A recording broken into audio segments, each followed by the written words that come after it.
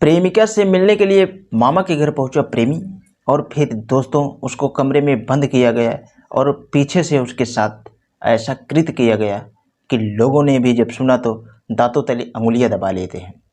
तो नमस्कार दोस्तों, मैं जेपी पाल भोजपुरी उत्तर प्रदेश जिला जौनपुर से। पूरी सच्चाई जानने के लिए वीडियो में अंत तक बने रहें।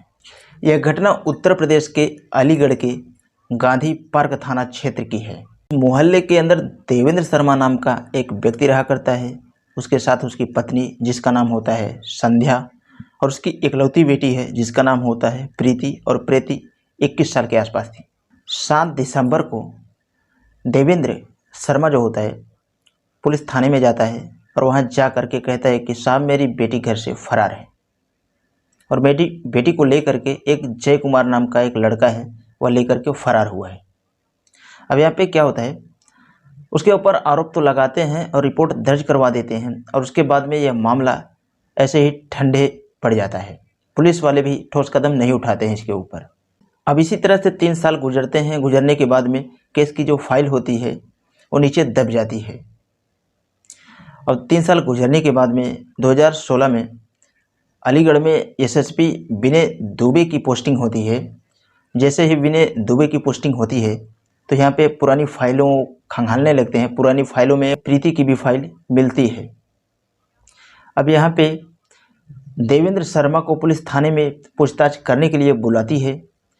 देवेंद्र शर्मा से जब पूछताछ की जाती है तो देवेंद्र शर्मा पुलिस से वही बात बताता है जो पहले बताया हुआ था कि मेरी बेटी को जय कुमार लेके फरार हुआ है।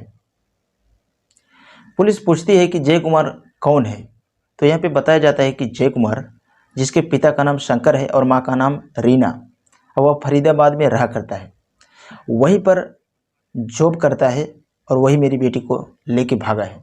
तो पुलिस फरीदाबाद पहुंचती है। वहां जाकर के जय कुमार की माँ से मिलती है। माँ रीना से जब पुलिस कहती है कि तुम्हारा बेटा कहाँ है, वह किसी लड़की को लेके भागा है, लेकिन रीना कहती है कि शाम मेरा बेटा तो उसी दिन से गायब है और वह घर पे आया ही नहीं तब से, और मैंने पुलिस थाने में रिपोर्ट दर्ज करवाई है कि मेरे बेटे को जल्द से जल्द ढूंढा जाए। पुलिस जब ये मामला सुनती है तो वह सदमे में आ जाती है। अब यहाँ पे क्या होता है कि पुलिस उसको दोबारा बुलाता है और फिर से पूरी सख्ती से पेश आता है और फिर से पूछना शुरू करते हैं। जब फिर से पूछना शुरू करता है तो वो फिर भी वही जवाब देता है। और जब वही जवाब देता है और उसके मुंह से एक बार ये बात निकल ही जाती है कि यहाँ से वो भागा तो है रात में, और हो सकता है वो किसी ट्रेन से कट के मर ना गया हो। जैसे ही यह बात वो बेफजूल की करता है, पुलिस वाले का शक जो है उसके ऊपर चला जाता है। अब पुलिस वाले का शक उसके ऊपर जाता है। पुलिस वाले और सख्ती से पेश आते हैं और उससे पूछने लगते हैं। पुलिस जो थाने हैं आसपास के वहाँ पे पता करती है कि पिछले 2-3 सालों में कोई लावारिस लड़की की लाश मिली है। तो पुलिस को पता चल जाता है। सांसनी थाना के अंदर पुलिस बताती है कि यहाँ पर हमें एक लड़के की लावारिस लाश मिली थी आज से 3 साल पहले। रेलवे ट्रैक पर वह लाश पड़ी थी और उस लाश का तो अंतिम संस्कार भी कर दिया गया है, लेकिन उसके कपड़े जो हैं अभी भी रखे गए हैं। तो यहाँ पे पुलिस तुरंत पहुँचती है, उन कपड़ों को लेती है और पुलिस अब यहाँ पे जो देवेंद्र हैं लड़की के पिता, उसके ऊपर पूरा शक चला जाता है, क्योंकि उसने सबसे पहली बात रेलवे की बात की थी कि रात में वो लोग भागे हैं तो वहीं पे हो सकता है कट गए हों। पुलिस उन कपड़े को ला करके लड़की की जय कुमार की माँ रीना को दिखाती है। रीना कपड़ों को जैसे ही देखती है और रोने लगती है और कहती है कि हाँ यही कपड़े हैं वो। अब यहाँ पे पता चलता है कि ये कुछ ना कुछ गड़बड़ देवेंद्र शर्मा ने ज़रूर किया है। तो पुलिस अब उसको उठाती है और सख्ती से उससे पूछती है। जब सख्ती से पूछती है तो यहाँ पे राज खुलता है। उसे पूछा जाता है तुम्हारी बेटी कहाँ है, तो वो कहता है कि मेरी बेटी जिंदा है और उसकी शादी भी हो चुकी है, वह अपने ससुराल में है। अब यहाँ पे देवेंद्र से पूछा जाता है कि आखिर मामला क्या है, तूने उस लड़के को क्यों मार डाला। तो देवेंद्र कुमार यहाँ पे सारी घटना बताता है। देवेंद्र शर्मा बताता है कि 2013 में वह फरीदाबाद गया था अपने परिवार को लेकर के। वहीं पर एक प्राइवेट कंपनी में जॉब किया करता था और जहाँ पर वो गया था, जिस मकान में रहता था, उस मकान मालिक का नाम होता है गंजू, और गंजू के मकान में रहा करता है। गंजू की पत्नी का नाम होता है गुड़िया, और वह बताता है कि गुड़िया का एक ममेरा भाई होता है जिसका नाम होता है जय कुमार। वह बताता है कि हम तो काम धंधे में लगे रहा करते थे, हमारी जो बेटी है प्रीति वो 18 साल की हो चुकी थी, वह अलीगढ़ डीएवी कॉलेज से पढ़ाई कर रही थी और यहाँ पे वह घर पर अकेली रह जाया करती है। और बाद में जो जय कुमार होता है वह अपनी बहन गुड़िया से मिलने के लिए आया करता है, यानी कि अपनी बहन से वो मिलने के लिए आया करता है। उसकी निगाह प्रीति पे पड़ जाती है जो कि किराएदार थी। तो प्रीति उसको देखने में खूब सुंदर लगती है और बेहद वो सुंदर ही थी। उसकी तरफ उन दोनों के बीच में धीरे धीरे नैन मटक्का चलने लगता है। और जब माँ बाप नहीं होते हैं तो उससे वो धीरे धीरे प्यार कर लेते हैं और एक दूसरे को लोग नंबर दे देते हैं। उसके बाद में घंटों तक बातें किया करते हैं और ये सिलसिला काफ़ी दिनों तक लगातार ऐसे ही चल रहा था। प्रीति की माँ को यह बात एक दिन पता चल जाती है। वह कहती है कि मैं तुम्हारे पापा से यह बात बता दूंगी, लेकिन प्रीति मानती नहीं है। उसके बाद क्या होता है, संध्या अपने पति देवेंद्र शर्मा से कह देती है कि तुम्हारी बेटी तो अय्याशी कर रही है, एक लड़के के साथ रंगरलियाँ मना रही है। तो यहाँ पे देवेंद्र शर्मा जो होता है वो अपनी बेटी को धमकाता है और जो लड़का आया करता है जय कुमार उसको भी बहुत धमकाता है और उसके जीजा से कहता है कि जीजा यानी कि जो उस मकान का मालिक होता है गंजू, उसकी बहन जिसका नाम था गुड़िया, उन दोनों को बताता है ये जो लड़का है ये हमारी बेटी के साथ गंदी नज़र रखता है, उसके साथ संबंध बनाया करता है, इसको यहाँ आने से मना कर दो।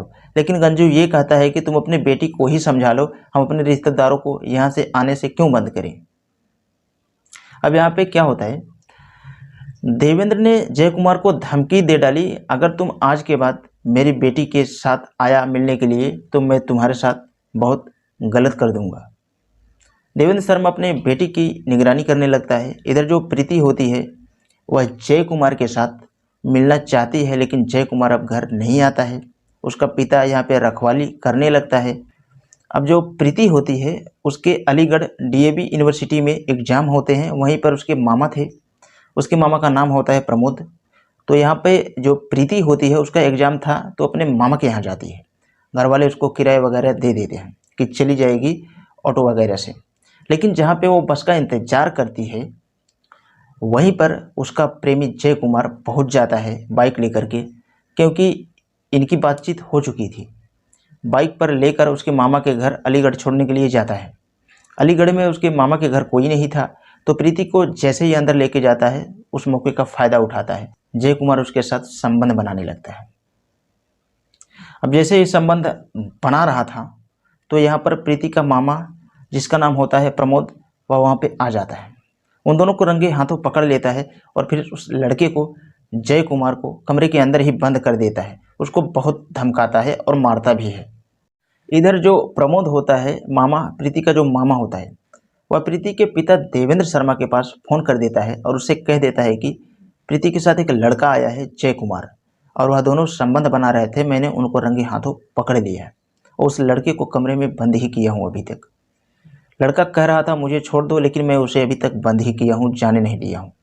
इतने में प्रीति का पिता देवेंद्र शर्मा वहाँ पे पहुँच जाता है और फिर देवेंद्र शर्मा प्रीति के मामा यानी अपने साले प्रमोद से कुछ ऐसी बात करता है। उसके बाद ये दोनों प्यार से बात उससे करते हैं जय कुमार से, और जय कुमार को कमरे से निकालते हैं और कहते हैं कि चलो हम तुम्हारी माँ से बात करके आते हैं, तुम दोनों की शादी कर देंगे, तुम दोनों आराम से रह लेना।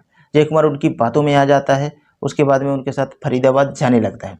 लेकिन दोस्तों रास्ते में एकांत जगह देख करके जो देवेंद्र शर्मा होता है उसका साला जो प्रमोद होता है उस जय कुमार की गर्दन दबा करके वहीं पे मार देता है। वहीं मार करके रेलवे ट्रैक पे फेंक देते हैं और वहाँ से वो लोग अपने अपने घर भाग जाते हैं। उसके बाद क्या होता है, देवेंद्र घर आ जाता है। प्रीति को भी कहीं ना कहीं भनक लग जाती है कि उसकी प्रेमी की हत्या हो गई है। इधर देवेंद्र शर्मा से ये गलती हो जाती है, वह मुन्नीलाल नाम के वकील से बातचीत करता है और उसको सारी सच्चाई बता देता है। और जो मुन्नीलाल वकील होता है वह फिर यहाँ पर उनको तरकीब बताता है कि तुम अपने बेटी की शादी कर दो। उसके बाद में देवेंद्र शर्मा अपनी बेटी की शादी कर देते हैं और उसको अपने ससुराल भेज देते हैं। अब यहाँ पे देवेंद्र शर्मा जो होता है लड़की का पिता, वो अपनी बेटी के पास फ़ोन करता है और उससे कहता है कि तुम अपने घर पे घर वालों से झगड़ा करके यहाँ पे आ जा, यहाँ पे थोड़ी गवाही देनी है। जब तक तू नहीं आएगी तब तक काम नहीं बनेगा। अब फिर वहाँ पे प्रीति अपने घर वालों से झगड़ा करती है। झगड़ा करने के बाद में वहाँ से फ़ौरन चली जाती है। अब यहाँ पे गवाही देना था उसको, ताकि उसके घर वालों को ऐसा लगे कि यह झगड़ा करके अपने मायके गई है। यहाँ पे षड्यंत्र कुछ इस तरह से रचा जा रहा था। तो प्रीति फिर झगड़ा करके गवाही देने के लिए आ जाती है।